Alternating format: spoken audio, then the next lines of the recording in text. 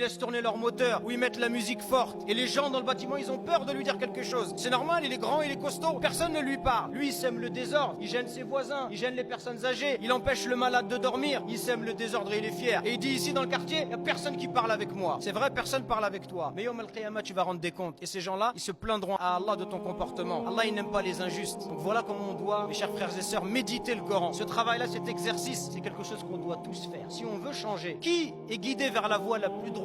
Ceux qui s'éduquent avec la parole d'Allah. C'est pour ça que vous avez des gens, c'était des grands brigands, c'est devenu parmi les plus pieux sur terre, parce qu'ils ont médité un verset. Ils ont entendu un verset, ça a changé leur vie, parce qu'ils l'ont médité, ils l'ont compris. Le moment n'est-il pas venu à ceux qui ont cru qu'ils s'humilient à l'évocation d'Allah? Notre manière de lire le Coran, elle est à modifier. Le Coran, ça doit nous rendre meilleurs. Si c'est pas le cas, c'est qu'on le lit pas comme il faut le lire. Quand quelqu'un, pendant 20 ans, il veut te...